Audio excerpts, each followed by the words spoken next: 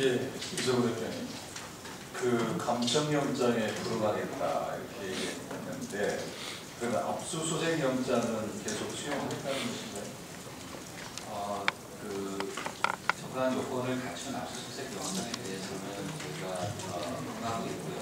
다만 감청영장에서는 해석의 여지가 워낙 크기 때문에 가급적이면 엄격하게 해석을 해서 감청을 설비를 갖추고 있지 않기 때문에 과거의 방식으로 제공할 수 없다는 게 저희 지금 아까 초두에 그동안 해왔던 감청영장 집행 방식이 위법하다고는 생각하지 않는다 이렇게 얘기했죠?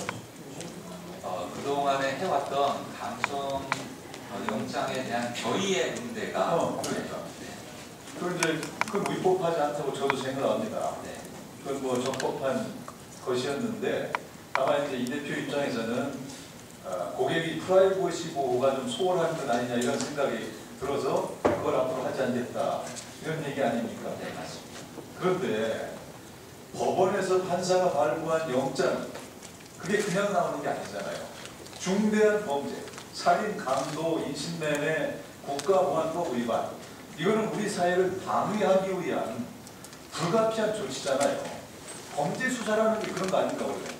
개인의 피의자의 인권을 강제로 침해하면서 수사를 하도록 허용한 게 국가 권력 아닙니까? 그런데 그런 국가 권력의 법 집행을 거부하겠다. 이렇게 들립니다. 거기에 대해서 어떻게 생각하세요? 저희가 과거에 그러한 지금 의원이 말씀하신 굉장히 우려스러운 범죄들, 아주 중대한 범죄들에 대해서 저희가 대한민국에서 기업으로서 적극적으로 협조를 하는 게 맞다는 생각을 갖고 7.1씩 모아가지고 제공하는 방식으로 감청영장에 협조를 했습니다만은 그간 지금까지의 사태를 보시면은 굉장히 그 감청영장이라는 건 극히 일부분, 굉장히 엄격한 부분에 적용이 됨에도 불구하고 일반 국민들이 굉장히 불안감을 느끼면서 네, 자, 지금 시간이 너무 없어서 알겠습니다. 그러니까 지금의 현상은 일반 국민들이 합리적인 근거에 대한 불안이 아니라 사실은 근거 없는 불안이기도 하고 물론 근거가 전혀 없는 건 아니죠. 근거를 촉발시킨 여러 요인은 있습니다.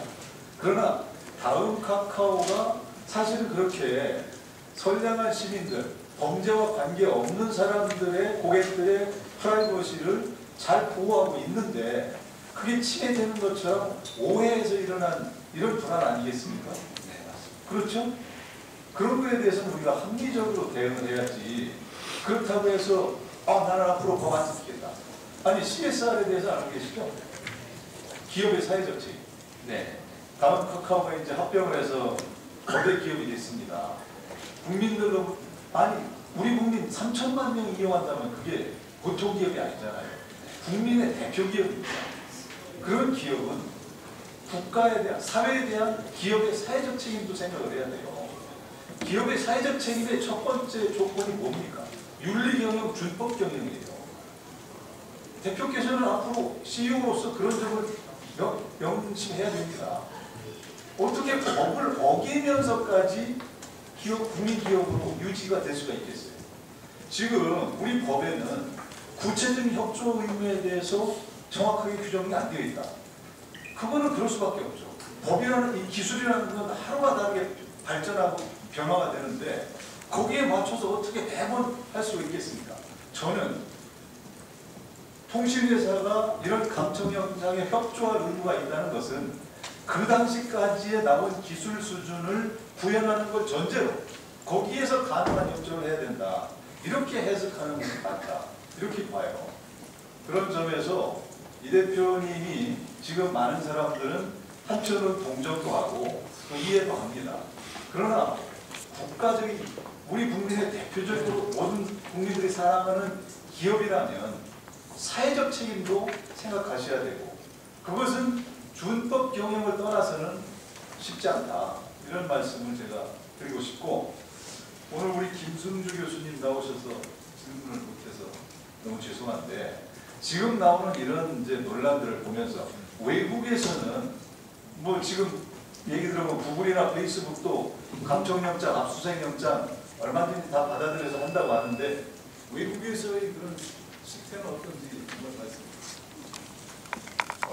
작년에 논란이 됐던 그 에드워드 스노든의 프리즌 사건이라는 게 지금 우리나라 상황하고 똑같은 거고요. 그래서 미국 NSA하고 FBI가 실제로 구글, 페이스북, 트위터, 마이크로소프트, 애플 여기 서버에 직접적으로 접근해서 통화 내역을 전부 다 가져갔었고 실제 거기 전화가서 실시간 감청 장비를 달아서 대화를 실시간으로 들었다는 게 프리즌 사건이고요. 실제 그 논란이 있고 나서 처음에 업체들은 우리 그런 적이 없다라고 얘기했다가 문제가 되니까 우린 영장 법대로 했는데 왜 문제가 되느냐라고 얘기를 했었고요. 이 얘기 좀 논란이 되니까 그 다음에 업체들이 선택한 것이 소위 이제 종단간 암호화 기술을 도입해서 보안 기술을 극대화시키는 겁니다. 그렇게 했을 경우에는 서버에 아무리 오랫동안 데이터를 저장하고 그 다음에 실시간 감청 장비를 설치한다 하더라도 실제 대화 내용을 보는 것 자체가 불가능해집니다. 그러니까 어떤 법대로 집행을 하되 기술적으로 그걸 막는 것이죠. 그래서 요새 논란이 되고 있는 것이 그렇다면 어떻게 테러를 막을 수 있느냐? 이것은 너무 좀 과한 어떤 기술적 대책이다라고 해서 소위 이제 크립토 워라고 해서 논쟁이 붙고 있습니다. 아니, 그러면 이런 상황에서 그럼 미국에서도 종단간 암호화 기술을 그냥 다 허용하고 있습니다. 예, 하고 있습니다. 그런데 미국에서는 사실은 종단간 암호화를 하는 대신에 또 하나의 논의가 있는 것이 소위 키 이스크로우 정책이라고 하는 겁니다. 뭐냐면 마스터 키를 위탁을 하는 거죠. 그래서 마스터 키의 반쪽은 정부가 가지고 있고 또한 반쪽은 시민단체나 어떤 제3의 단체가 갖고 있는 겁니다. 그래서 어떤 영장이 나왔을 때 그 영장의 타당성을 검토해서 둘의 합의가 될 경우에는 마스터 키를 통해서 암호문을 복구해내는 그런 제도나 기술에 대해서도 논의가 되고 있습니다. 그러면 범죄로부터 우리 사회를 방위하면서 동시에 고객의 프라이버시를 보호하기 위한 하나의 절충점으로서 이 교수님 생각하는 그런 게 있습니다. 아니요, 사실 그 문제는 암호하는 사람들이 다들 얘기를 하는 거기 때문에 저도 기술적으로 딱 이게 해야 된다 이렇게 갖고 있는 건 없고요. 아까 키이스크로우 정책만 하더라도 클린턴 행정부 때부터 여태까지 논의가 되고 있는 겁니다. 그러니까 중요한 건 뭐냐면 미국의 경우에는 굉장히 다양한 논의를 한다는 거죠. 이거 하나면 그걸 다 붙일 수 있어. 이렇게 따지지는 않고요. 또 하나 사용자 프라이버시와 테러를 막는 그 두 가지를 동시에 놓고 어떤 합의점을 얻으려고 그러지 지금의 어떤 단편적인 문제만을 해결하기 위해서 접근하지는 않는 것으로 알고 있습니다.